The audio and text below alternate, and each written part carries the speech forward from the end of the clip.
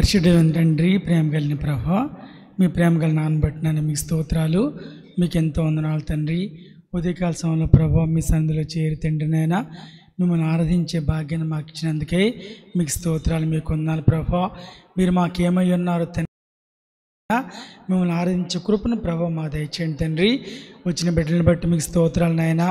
రానైన బిడ్డలు ప్రభువా మీ సన్నిధిని ప్రేమించి క్షేమంగా రావడానికి కావాల్సిన కృపను ప్రభువా మీరు అనుగ్రహించి బలపరిచినైనా నడిపించి సహాయం చేయమని, మీ సన్నిధిని ప్రభువా మాకు అనుగ్రహించమని, మా హృదయవంతుడి మిమ్మల్ని ఆరాధించే భాగ్యాన్ని మా దయచేయమని క్రీస్తు ప్రభువా వారి పేరు వేడుకొంచున్నాను తండ్రి, ఆమేన్. దేవుని వాక్యం నుంచి యెహోషువ గ్రంథము 20వ అధ్యాయము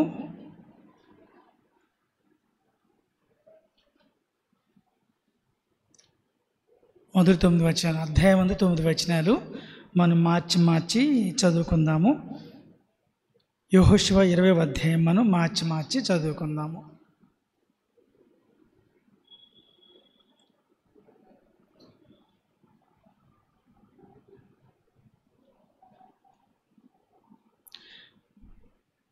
మరియు యెహోవా యెహోషువకు సెలవిచ్చింది ఏమనగా, నీవు ఇశ్రాయేలుతో ఇట్లనము,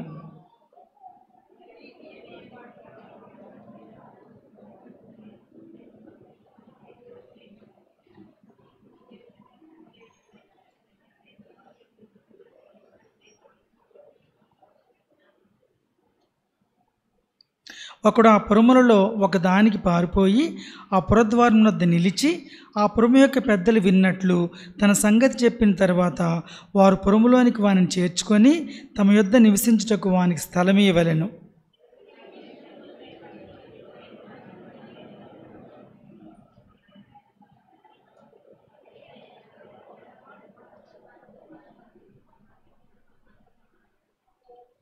అతడి తీర్పు నందుటికై సమాజం ఎదుట నిలిచి వరకును, తరువాత ఆ దినములోనున్న యాజకుడు మరణమునందు వరకును ఆ పురములోనే నివసింపవలెను. తరువాత నరహంతకుడు ఏ పట్టణము నుండి పారిపోయేనో ఆ పట్టణమునకును తన ఇంటికి తిరిగి రావలెను.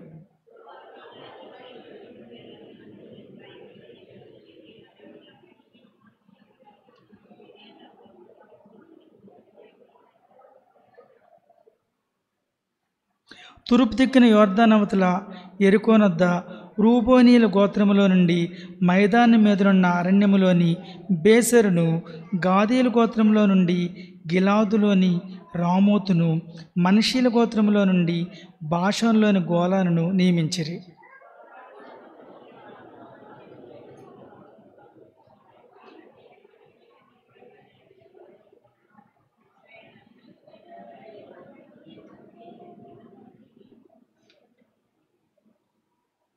ఇక్కడ మనం చూసినట్లయితే ఒక వ్యక్తి పొరపాటున సపోజు అతని పైనుంచి గొడ్డలతో చెట్టు నరుగుతున్నాడు. అనుకోకుండా అతను ఆ చెట్టు కిందకి వెళ్ళాడు. ఆ కొమ్మ మీద అతని మీద పడిపోయి చచ్చిపోయాడు. యాక్చువల్గా మరి గొడ్డలు నరికే అతను పైన ఉంటాడు, చెట్టు కొమ్మ నరికే అతను చూసుకోవాలి, ఇతను చూసుకుంటూ వెళ్ళిపోయాడు. కాబట్టి చెట్టు నరికేవాడిది నేరం కాదు. అలాగే ఒక వ్యక్తి పొరపాటును చంపేశాడు. ఆవేశంలో అనుకోండి, ఎలా అయినా పొరపాటు జరిగింది. కానీ అతను తిరిగి మరలా చంపబడుకున్నట్లు అతను వెళ్ళి మరి పెద్దల్ని పిలిచినట్లయితే ఆశ్రయపురంలో అతన్ని దాస్తారు. యాజకుడు బ్రతికున్నంత వరకు అతను ఆశ్రయపురంలో ఉంటాడు. అయితే ఇక్కడ మనం చూసినట్లయితే మరి ఆశ్రయపురాల్ని దేవుడే ఏర్పరిచాడు, దేవుని చేత ఏర్పరచబడినవిగా మనకి కనిపిస్తున్నాడు. కాబట్టి మనకు కనబడుతుంది. కాబట్టి అలాగే దేవుడు మరి ప్రజల యొక్క పాపపరిహార నిమిత్తము మన కొరకు యేసుక్రీస్తుని ఈ లోకంలో పంపించారు. కాబట్టి దేవుడు ఆశ్రయపురాల్ని ఏర్పాటు చేశాడు. తర్వాత మనం చూసినట్లయితే మరి ఆశ్రయపురాలు అందరి కొరకు నియమించబడినాయి అన్నమాట, సర్వజనుల కొరకు నియమించబడి. అలాగే యేసుక్రీస్తు కూడా మరి సర్వమానవుల పాపముల కొరకు ఆయన బలైన దేవుడిగా ఉన్నాడు. అలాగే ఇది నరహంతకుల కొరకు ఏర్పాటు చేయబడింది. తర్వాత మనం చూసినట్లయితే మరి ఇతడు పారిపోవడానికి సమీపంగా ఏర్పాటు చేయబడింది అన్నమాట, వెంటనే వెళ్ళిపోవడానికి. వేరే అవతల వాళ్ళు వచ్చి ఇతను చంపేయకుండా సమీపంగా ఏర్పాటు చేయబడింది. అలాగే దేవుడు కూడా మనకి సమీపంగా ఉన్నాడు. తర్వాత మనం చూసినట్లయితే మరి ఇది దేశం యొక్క పవిత్రత కొరకు ఏర్పాటు చేయింది. ఇతను పొరపాటున జరిగిపోయింది, కానీ వేరే వ్యక్తి ఇతను చంపకుండా తన పవిత్రతను కాపాడుకొనుట కొరకు ఏర్పాటు చేయబడింది. అట్లాగే ప్రభువు కూడా మనల్ని పవిత్రులుగా చేయడానికి ఆ దేవుడు ప్రభువారిని ఈ లోకానికి పంపించారు. తర్వాత అవి మేలు కొరకు ఉద్దేశింపబడినవి. మరి మనం కూడా మరి యేసుక్రీస్తు ప్రభువారు కూడా దేవుడు మనల్ని ఆయన్ని మేలు కొరకు మనల్ని పంపించిన గొప్ప దేవుడు ఉన్నాడు. అవి అలాగే ప్రతిష్ఠించబడినవి. దేవుడు కూడా ప్రభువారిని మన కొరకు ప్రతిష్ఠించారు. ఇవన్నీ కూడా 2023 జూలైలో చెప్పుకున్నాం. అయితే ఇక్కడ మనం నేను ఈరోజు చెప్పాలనుకుంది అంటే ఆశ్రయపురాల కంటే కూడా ప్రభువారు ఎంత శ్రేష్ఠుడో మనం గమనించి గ్రహించి ప్రభువారిని మనము స్తుతించి ఆరాధన చేయాలి. జనరల్గా తప్పు చేస్తే మా పిల్లలు టక్కన అబద్ధం ఆడతారు. వాళ్ళు అంటే వాళ్ళు పెరిగిన బ్యాక్గ్రౌండ్ ఫ్యామిలీ బ్యాక్గ్రౌండ్ ముందు అబద్ధం ఆడతారు. నేను చెప్తాను, sorry sir I won't repeat అని చెప్పండి, నేనేమని అంటాను. కొంతమంది దాన్ని ఫాలో అవుతారు, ఫాలో అయ్యి లేకపోతే నిలబెట్టే వాళ్ళని ఇక పీరియడ్ అంతా నిలబడి ఉంటారు. 10 నిమిషాలు నిలబడలేరు వాళ్ళు. అసలు అల్లరి చేయడానికి ముందు ఉంటారు, కానీ పావుగంట ఖచ్చితంగా అసలు నిలబడినే లేరు. పీరియడ్ 45 నిమిషాలు ఉంటుంది. 10 నిమిషాలకి ఏదో అల్లరి చేస్తాడు, అరగంట ఏమాత్రం అయినా సరే వాడి శిక్ష అది అనమాట. యథార్థం ఒప్పుకోకపోతే కనుక మనం వాడు డైరెక్ట్గా దొరికినా సరే అబద్ధం ఆడేస్తాడనమాట. కాబట్టి ఇంకా వాడు పనిష్మెంట్ అరగంట క్లాస్ నిలబెట్టామన్నమాట. అలాగే నేను ఎప్పుడు చెప్తాను, sorry sir I won't repeat అని అంటారా, అప్పుడు నేను మీరు ఇచ్చిపడతాను. కొంతమంది దాన్ని ఫాలో అవుతారు, కొంతమంది ఫాలో అవ్వకుండా అబద్ధమే చెప్తారు. కాబట్టి జనరల్గా ఎలా ఉంటుందంటే తప్పు చేసిన వారికి తప్పకుండా మనకి శిక్ష వేయాలి అనేది ఉంటుంది, కానీ ఇంకోసారి చేయకుండా ఉంటాను అనమాట. అయితే ఆశ్రయపురాలు వారికి ఆదరణ కొరకు వాడు మరణం నుంచి తప్పించబడటానికి అవి దేవుడు సమీపంగా ఏర్పాటు చేశాడు, మంచిదే. అయితే వాటికంటే ప్రభువారు ఎంతో శ్రేష్ఠుడు. ఇక్కడ మనం చూసినట్లయితే ఆశ్రయపురాలు ఎన్నో లెక్క పెట్టారా. కెదెషు, 1 కెదెషు, 2 షెకెము, 3 హెబ్రోను, 4 బేసెరు, 5 రామోతు, 6 గోలాను. ఇక్కడ వీటి అర్థాలు చూసినట్లయితే కెదెషు అంటే పరిశుద్ధత, షెకుము అంటే భుజము అని అర్థం, హెబ్రోన్ అంటే సహవాసము, బేసురు అంటే దుర్గము, రామోతు అంటే మహిమోన్నతము, గోలాన్ అంటే చుట్టూ ప్రదేశము లేకపోతే ఎదురుచూచి లేకపోతే ఆనందము. ఇవన్నీ అర్థాలు వీటికి ఉన్నాయి. అయితే ఆశ్రయపురాలు ఎన్నండి? ఎన్ని? 7 లెక్క పెట్టండి, చెప్పేటప్పుడు నేను చదివి లెక్క పెట్టి నిన్న ఆశ్రయపురాలో వాటి ప్లేసెస్ చెప్పాడు, వాటి అంటే నేమ్స్ చెప్పాడు, ప్లేసెస్ చెప్పాడు. నేమ్స్ చూడండి,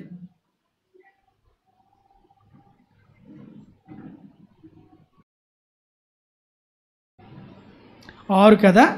ఆశ్రయపురాలు ఏనండి? 6 అన్నమాట. అంటే 6 అనేది మరి పరిపూర్ణ సంఖ్య కాదు, 6 అనేది అసంపూర్ణమైనది అనమాట. అలాగే ధర్మశాస్త్రం కూడా అదేం సంపూర్ణమైనది కాదు, అది మనకు సంపూర్ణ సిద్ధిని కలుగు చేయదు. తప్పు అంటే ఏంటో చెప్పుద్ది, కానీ తప్పు నుంచి ఎలా విడుదల పొందాలో చెప్పినది చెప్పదు అనమాట. అయితే మనం చూసినట్లయితే మన యేసుక్రీస్తు ప్రభువారు ఆయన సంపూర్ణ సిద్ధి పొందినవాడు. హెబ్రీయులకు రాసిన పత్రిక 5వ అధ్యాయము 9వ చదవండి. హెబ్రీయులకు రాసిన పత్రిక 5వ అధ్యాయం 9వ వచనం.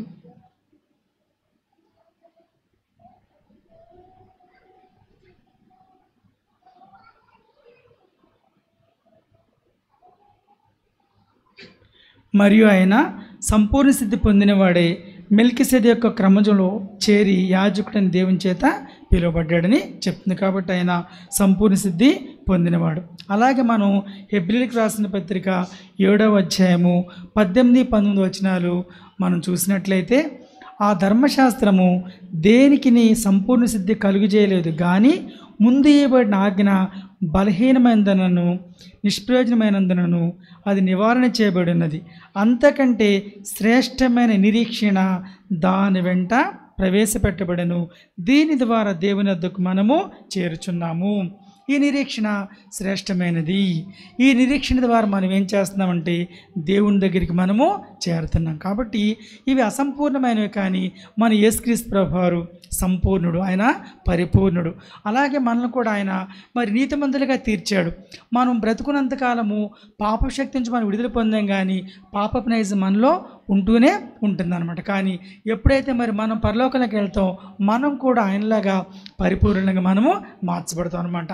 రేమండ్స్ వాళ్ళ యొక్క స్లోగన్ ఏమిటంటే రేమండ్స్ ద కంప్లీట్ మ్యాన్. అంటే రేమండ్ డ్రెస్ వేసుకుంటే కంప్లీట్ మ్యాన్ అవుతాడా? మనకి ఎప్పుడు కూడా కంప్లీట్నెస్ రాదనమాట. వాళ్ళ స్లోగన్ అది.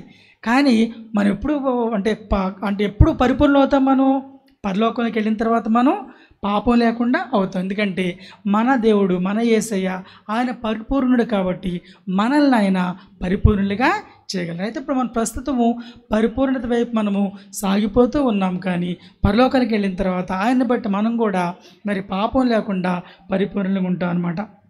తర్వాత మరి ఆయన బలి కూడా సంపూర్ణమైందనమాట. ఆయన బలి కూడా సంపూర్ణదే. ఆయన మనకిచ్చే పరిశుద్ధత కూడా అది సంపూర్ణమైందనమాట. ఏదో కొన్ని విషయాల పరిశుద్ధతగా ఉండి కొన్ని విషయాలు లేకుండా కాదనమాట. కానీ ప్రభువారు వచ్చిన తర్వాత మన ఆలోచనలో కూడా, మన తలంపుల్లో కూడా, మన యాటిట్యూడ్స్లో కూడా దేవుడు మన మార్పును తీసుకొచ్చే విధంగా ఆయన ఆత్మకార్యాన్ని మనలో చేసి అలాగా ఆయన ఆత్మ ద్వారా నింపి మనల్ని పరిశుద్ధంగా ఉండటానికి మన దేవుడు సహాయము చేస్తున్నాడు. మనం చూసినట్లయితే మరి 6 అనేది మానవ సంఖ్య కదా. 6వ దినాన మానవుడు సృష్టించబడ్డాడు. అలాగే మానవుడు 6 దినాలు పనిచేస్తాడు. అలాగే హెబ్రీ దాసుడు కూడా మరి అతను హెబ్రీ దాసుడు ఉండాల్సిన దినాలు కూడా 6 అనమాట. 7 అనేది దేవుని సంఖ్య. 7వ దిన దేవుడు విశ్రమించాడు. కాబట్టి ఇవి అసంపూర్ణమైనవి. కానీ మన యేసయ్య సంపూర్ణుడు, పరిపూర్ణుడు. ఆయన పరిపూర్ణ పరిశుద్ధత మనకివ్వడానికి ఇష్టపడుతున్నాడు. మన పరలోకానికి వెళ్ళిన తర్వాత మనం కూడా అంటే పరిపూర్ణంగా ఉంటాము. 2వ పాయింట్ మనం చూసినట్లయితే మరి ఆశ్రయపంలో ఉన్నవానికి పాపక్షమాపణ లేదు. అంటే తప్పించుకోవడానికి టెంపరీగా తను అక్కడ ఉంటాడు. ఆ పెద్దల్ని పిలిస్తే వాళ్ళు వచ్చి చేర్చుకుంటారు. ఉపశమనం అనమాట. అంటే కాలక్రమేణా అవతలతలో కూడా ఇతన్ని అంటే తిరిగి చంపేయాలన్న భావం అతనిలో పోద్దనమాట. కాలక్రమేణా అవతల వ్యక్తిలో కూడా అంటే అవతల వ్యక్తి చనిపోయిన వ్యక్తి బంధువుల్లో కానీ వాళ్ళలో కానీ సర్లే ఇతను క్షమించేద్దాంలే అనే ఒక మంచి దానికి వాళ్ళు రావచ్చు. అయితే ఇతను ఎంతవరకు అక్కడ ఉంటాడు? యాజకుడు బ్రతికి ఉన్నంత వరకే దానిలో ఉంటాడు. యాజకుడు చనిపోతే మళ్ళీ బయటికి వచ్చేసేయాలి.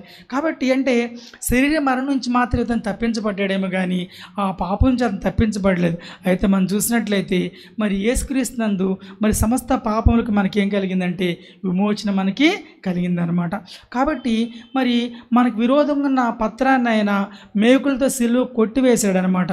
దాని చేవ్రాతను తుడిచివేసి మన అపరాధాలన్నింటినీ కూడా ఆయన క్షమించాడు. ఆయనతో కూడా మనల్ని ఆయన జీవింప చేశాడు. వారికి అంటే శారీరక మరణం తప్పవచ్చు కానీ మరి నిత్య మరణం అనేది తప్పదు. అయితే ప్రభువారైతే మన అపరాధాలంటే ఆయన క్షమించాడు. క్షమించి మనం జీవింప చేసిన గొప్ప దేవుడిగా ఉన్నాడు. అందుకే మరి కీర్తనలు 103:7 వచ్చిన చూసినట్లయితే కీర్తనలు 103:7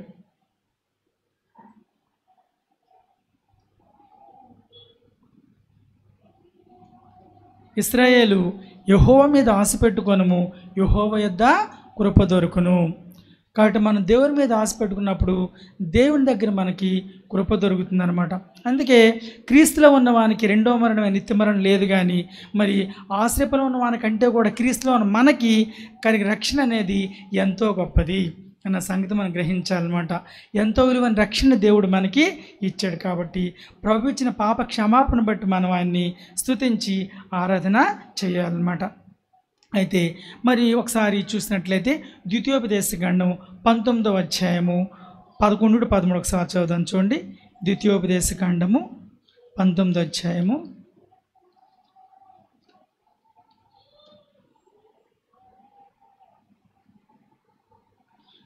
11-13.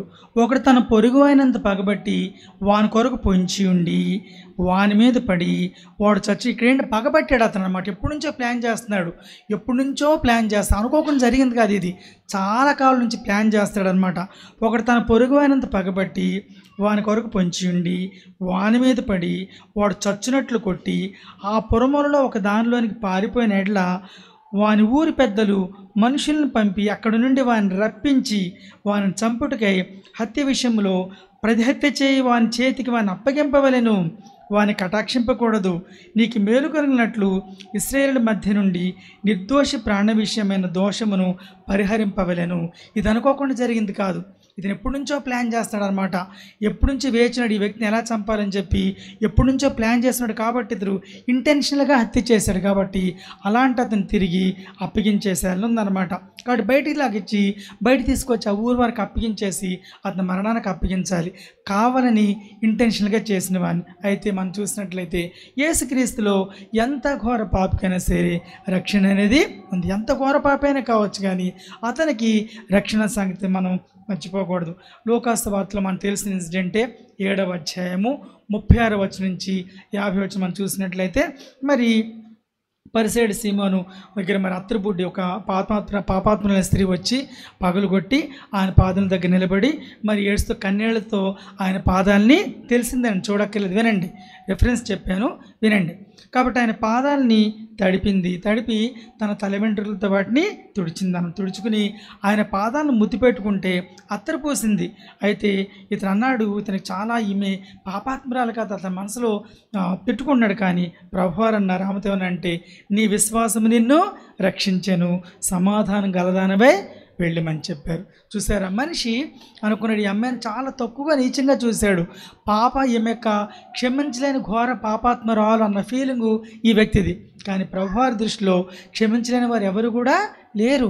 ఆమెను ప్రభువారు అన్నారు, మరి నీ విశ్వాసం రక్షించిందమ్మా, నువ్వు సమాధానం గలదానివే వెళ్ళమని చెప్పారు. కాబట్టి యేసుక్రీస్తు ప్రభువారిలో ఎంత ఘోర పాపకైనా సరే క్షమాపణ ఉంది. ఆయన పరిపూర్ణుడు కాబట్టి అలా క్షమించే గొప్ప దేవుడు. అది మనకి ప్రభువారు ఇచ్చిన గొప్ప కృప. కాబట్టి మనం ఆయన స్తుతించి ఆరాధించేయాలన్నమాట. అయితే మనం చూసినట్లయితే అన్యాయంగా డబ్బులు దోచుకున్న జక్కీని ప్రభువారు క్షమించారు. ఆ అన్యాయపు డబ్బు వల్ల తన హృదయంలో నెమ్మది ఉండేది అనమాట, సమాధానం ఉండదు. కాబట్టి అదినే సరే ప్రభువారు అతను క్షమించారు. అన్యాయంగా డబ్బు అలాగే బందిపోటు దొంగ జీవితాంతం ఎన్ని దొంగతనాలు చేశాడు, ఎన్ని హత్యలు చేశాడు. అలాంటి అతన్ని ప్రభువారు లాస్ట్ మినిట్లో ప్రభువారిని మరి శరణి వేడుకుంటే, ప్రభువారిని క్షమించమని అడిగితే ప్రభువారు అతని పాపాలని క్షమించాడు. అలాగే పాపులలో ప్రధానుడైన పౌలును కూడా దేవుడు క్షమించి రక్షించాడు. అంతకుముందు ఎంతమందిని హింసించాడు, ఎంత ఘోరంగా హింసించాడు, అలాంటి పౌలును కూడా యేసు ప్రభువారు రక్షించారు. కాబట్టి మరి ఎంత ఘోర పాపకైనా సరే ప్రభువులో క్షమాపణ ఉంది.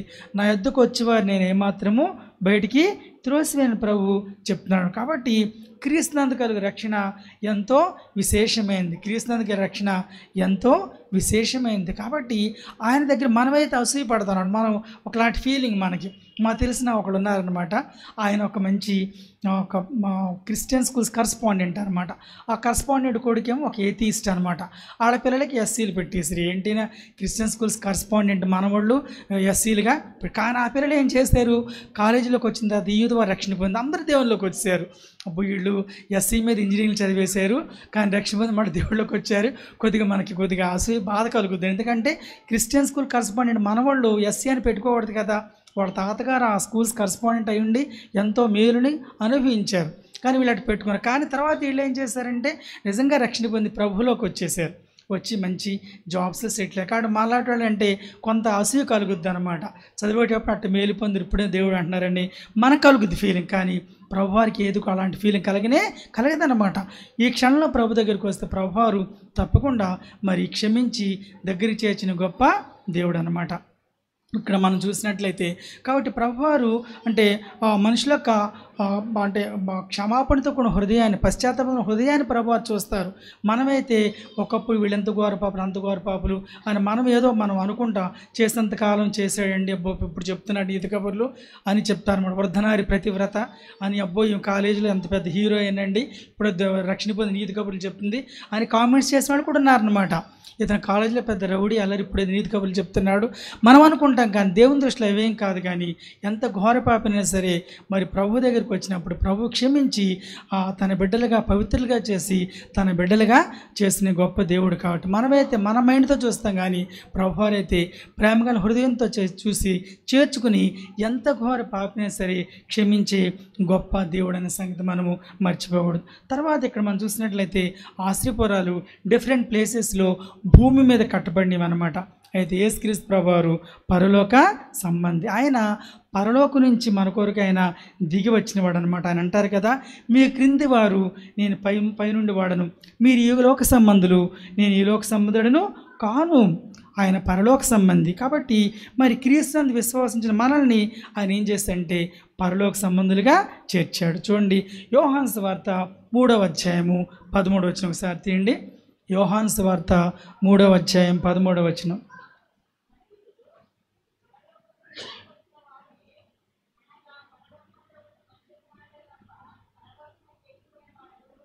చూసారా, పరలోకం నుండి దిగివచ్చిన వాడు అనగా పరలోకం నుండి మనిషి కుమారుడు తప్ప పరలోకం నాకు ఎక్కిపోయిన వాడెవడనూ లేడు. యేసుక్రీస్తు ప్రభువారు మన కొరకు పరలోకంలో నుంచి భూమి మీదకి వచ్చాడు. ఆయన పరలోక సంబంధి కాబట్టి నిజంగా మన పేర్లు ఎప్పుడైతే రక్షణ పొందారో మన పేర్లు జీవగ్రంథంలో రాయబడి. నేను 8th క్లాస్లో రక్షణ పొందాను. నా హృదయంలోకి ఏంటంటే నా పేరు జీవగ్రంథంలో ఉన్న సంగతి 100% నేను నమ్మాను. చిన్నప్పుడు నా పేరు జీవగ్రంథంలో ఉంది అన్న సంగతి 100% నేను నమ్మాను అనమాట. కాకపోతే మా నాయనమ్మ చెప్పిన ఒక అనుభవం ఏంటంటే, మా నాయనమ్మ మా మేనత్తకి ఆమె సిలువు కింద కూర్చుంటే రక్తం అంతా ఆమె మీద పడిందంట, దర్శనం కనబడిందంట. నాకు అది కనబడట్లేదు, ఎంత వరి అయిపోయానో. నా హృదయంలో సంతోషం వచ్చింది, సమాధానం వచ్చింది, ప్రార్థనాత్మ వచ్చింది, నేను దేవుని బిడ్డ సంగతి నాకు అర్థమైపోయింది. కానీ అత్తమ్మ కనపడిన దర్శనం కనబడలేదేంటి, నాలో ఇంకేదో పాపం నన్ను నేను గిచ్చుకునేవాడు అనమాట. అట్లా నన్ను శిక్షించుకుంటే నాకు దర్శనం దేవుడు చూపిస్తాడని నాకు విశ్వాసం. కానీ ఎప్పుడైతే యోహాను సువార్త 1 జాన్ 1 నేను చదువుతున్నానో, మన పాపంలో ఒప్పుకునేలా ఆ నమ్మదగిన వాడు నీతిమంతుడు కనుక మన పాపను క్షమించి సమస్త దుర్నీతి పవిత్రులుగా చేయను. ఎప్పుడైతే వాక్యం చదివానో నా హృదయంలోకి పూర్తయిన విశ్వాసం నాకు వచ్చేసింది అనమాట. కానీ నాకు మటుకి నా పేరు జీవగ్రంథంలో మరి ఎందుకు దేవుడు ఆ గ్రహింపు నాకు ఇచ్చాడు తెలియదు. కానీ 100% అప్పటి నుంచి నమ్ముతాను, ఇప్పటికే నమ్ముతాను. మా స్కూల్ పిల్లలు కూడా చెప్తాను అనమాట ఆ పేరు జీవగ్రంథంలో ఉందని. కాబట్టి ఆ నిశ్చయత మనం కలిగి ఉండి 100%. కొన్నిసార్లు సాతానుడు మన డౌట్స్ క్రియేట్ చేస్తాడు. నిజంగా నా పేరు ఉందంటావా, వెళ్తే కనబడదంటావా, నన్ను వెనక్కి పంపించేస్తారా, నీ పేరు లేదని డౌట్ అక్కర్లేదు, మనం దాన్ని నమ్మటం నేర్చుకోవాలి. తర్వాత మరి మన జీవం ఎక్కడుందండి, పరలోకంలో దాయబడింది. ఒక ఆయన ధూళిపాల సుబ్బానాయుడు అని, మేము స్టేట్ రిసోర్స్ పర్సన్స్. ఆయన ఎప్పుడు కూడా ఈనాడులో ఫిజిక్స్ డిఎస్సి రాస్తాడు, డివి సుబ్బానాయుడు అనమాట. మేమందరం కలిసి ఉండేవాళ్ళం స్టేట్ లెవెల్ మీటింగ్స్లో. ఆయన ఒక మాట చెప్పారనమాట. మా స్కూల్ టీచర్ గారండి, ఆయన ఎస్జిటికి చేరినప్పుడు ఆవిడ మంచి విశ్వాసం అంట, చాలా బాగా ఊరి సేవ చేసిందంట. ఎక్కువ కాలం అక్కడే చేస్తే ఆవిడకి పిల్లలు లేరంట, చనిపోతే ఆ ఊరు ఆవిడ శవాన్ని తీసుకెళ్ళలేదంట. మా చుట్టాలు అందరూ వస్తే ఇక్కడే పాతి పెట్టాలని గొడవ పెట్టారంట. మొత్తానికి ఆ ఊరిలో పాతిపెట్టి ఆ పాస్టర్ ఒక మాట చెప్పారండి, ఆయన చౌదరి అన్నమాట అని చెప్పి కొలసేలు రాసిన పత్రిక 3 అతను హిందువులు అతను చెప్పాడు నాకు. ఇప్పటికీ ఈనాడులో రాస్తాడు, డిఎస్సి ఫిజిక్స్ తను రాస్తాడు ఈనాడులో, ధూళిపాటి సుబ్బనాయుడు. మీ జీవం పరలోకం ఉందన్నదేనని చెప్తే నాకు అది నిజంగా గుర్తులేదు.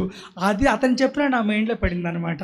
2015 మేము అంటే ఇండక్షన్ ట్రైనింగ్ ప్రోగ్రామ్కి వెళ్ళినప్పుడు ఎస్ఆర్పిసికి ఒక రూమ్ ఇస్తే ఎక్కువ కలిసి, మంచి వ్యక్తి కలిసి ఉండేవాడు.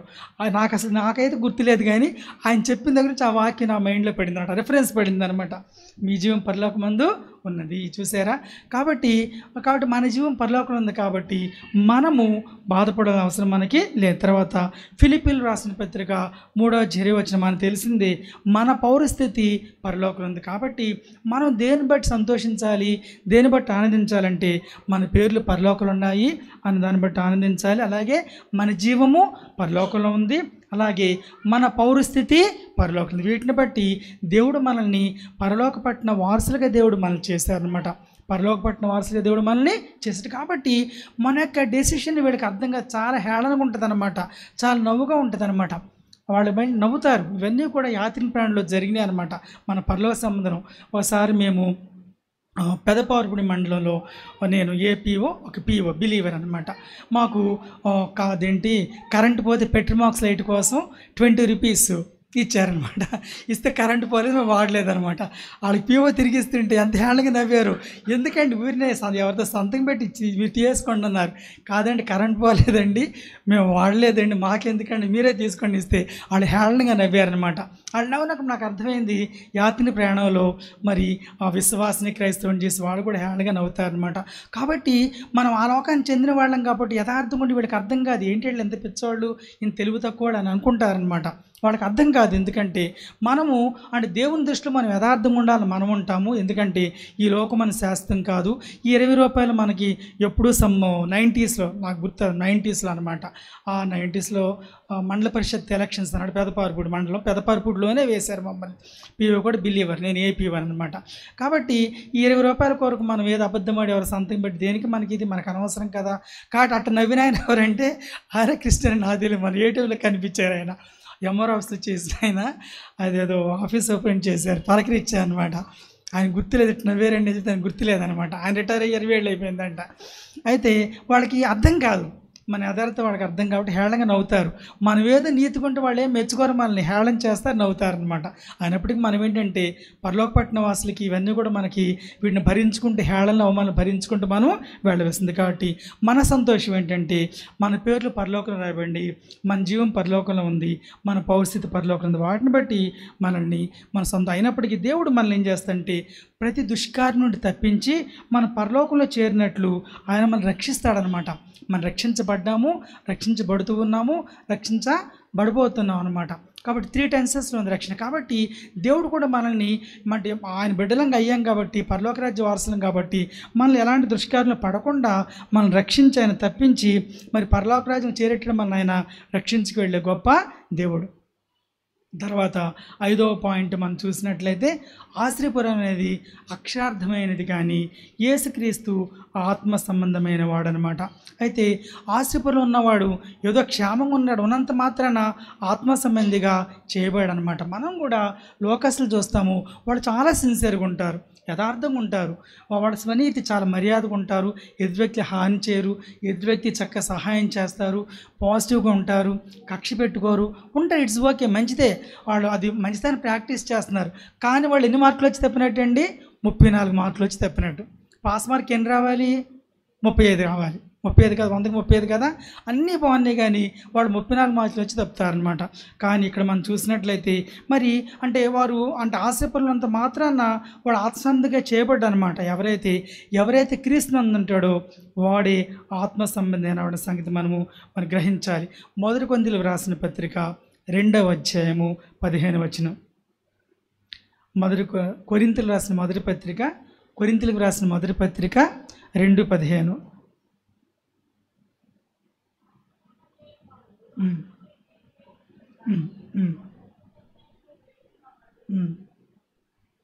కాబట్టి ఆత్మ సంబంధి అయిన వాడు అన్నిటినీ వివేచించను కానీ అతడు ఎవరి చేతనైనను విమోచించబడు. కాబట్టి శరీరేచ్ఛల మీద, శరీర కోరికల మీద మనకి జయం అనేది కేవలము యేసుక్రీస్తు ద్వారా మాత్రమే కలుగుతుంది. ఎందుకంటే ఆయన పరిశుద్ధుడు కాబట్టి మనల్ని ఆయన పరిశుద్ధులుగా చేయగలిగిన గొప్ప దేవుడు అనమాట.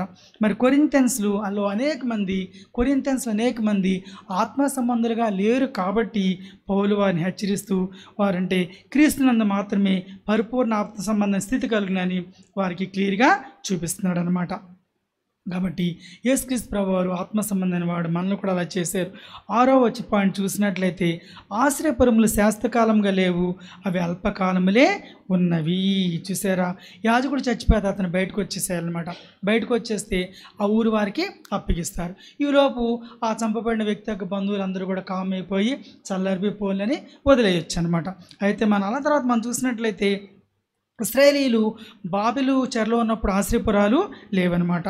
అలాగే ఇశ్రాయేలీలు ప్రపంచంలో చెదిరిపోయినంతకాలం కూడా ఆశ్రయపురాలు లేవైతే యేసుక్రీస్తు ప్రభువారు నిత్యుడైన దేవుడు, ఆయన ఆది అంతము లేనివాడు. మన దేవుడు యుగయుగములు జీవించే దేవుడు, యుగాలు జీవించే దేవుడు. ఆయన ఇచ్చే రక్షణ కూడా అది నిత్యమైన రక్షణ అనమాట. ఆయన విమోచన కూడా నిత్యమైనది, ఆయన ఇచ్చే జీవం కూడా నిత్యమైనది అనమాట. ఎందుకంటే ఆయన యుగయుగాలు జీవించే దేవుడు, ఆయన ఇచ్చే జీవం నిత్యమైనది, ఆయన ఇచ్చే రక్షణ నిత్యమైనది, ఆయన ఇచ్చే విమోచన నిత్యమైనది. మనం ఏదో పాపం చేస్తే నా రక్షణ నాకు ఇచ్చే అని దేవుడు అడగడనమాట. అలాగుంచుతాడు. కాబట్టి మనం ఏం చేస్తామంటే రక్షణానందాన్ని మనం కోల్పోతాం అనమాట. పాపం చేస్తే మన హృదయం నెమ్మది ఉండదు, సమాధానం ఉండదు. అది తిరిగి పొందుకోవడం మనం ఎంతో కష్టపడాలన్నమాట. అందుకే దావీదు రక్షానందాన్ని తిరిగి మరలా పుట్టించమని ప్రార్థన చేశాడు. కాబట్టి ఒకసారి ప్రభువు రక్షణ ఇచ్చిన తర్వాత ఆయన మనకు అది అలాగే ఉంటుంది. కానీ పాపం చేస్తే మనం రక్షానందాన్ని కోల్పోతాం, తిరిగి పొందుకోవడం మనం ఎంతో కష్టం. కాబట్టి ఇవి అల్పమైనవి, కొద్ది కాలమే. కానీ ప్రభువారు మనకి శాశ్వతమైన రక్షణ ఇచ్చాడు. కాబట్టి శాశ్వతమైన నిత్యమైన విమోచించాడు. కాబట్టి వాటిని బట్టి మనము ప్రభువుని స్తుతించి ఆరాధించవలసిన వారంగా ఉన్నాం. తర్వాత ఛాయాపురములు అంటే ఆశ్రయపురలు అనేవి ఛాయాపురాలు, కానీ నిజస్వరూపము యేసుక్రీస్తులోనే ఉందన్నమాట. కాబట్టి నిజస్వరూపమైన క్రీస్తు ఉండగా ఛాయలతో మనకు పని లేనే లేదు. అందుకే హెబ్రీయులకు రాసిన పత్రిక 10వ అధ్యాయం 1వ వచనం ఒకసారి చూడండి. హెబ్రీయులకు రాసిన పత్రిక 10వ అధ్యాయం 1వ వచనము.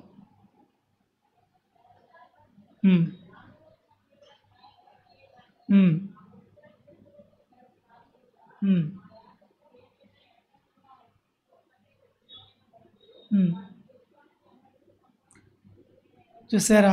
అంటే ఆయన వీడు బలులు తీసుకొస్తున్నారు, యాజకులు అర్పిస్తారు, కానీ వీడికి ఎప్పుడు కూడా సంపూర్ణ సిద్ధి కలగదు. కానీ యేసుక్రీస్తు ప్రభువారిలోని మరి మనకి శాశ్వతమైన నివారణ అంటే మనకి రక్షణ అనేది, విడుదల అనేది ఉంది. కాబట్టి నిజ స్వరూపము యేసుక్రీస్తు ఉంది. కాబట్టి లక్షణాలను బట్టి మనం స్తుతించి ఆరాధించేద్దాం. ఒకసారి ఈ పాయింట్స్ మళ్ళీ చెప్తాను. వీటినన్నా కొన్నైనా గుర్తించిన ప్రభువుని ఆరాధించాలని కోరుతున్నాను. మరి అవి ఆశ్రయపురాలు అసంపూర్ణమైనవి, కానీ ప్రభువారైన సంపూర్ణుడు. కాబట్టి ఆయన మనం స్తుతించి ఆరాధించాలి.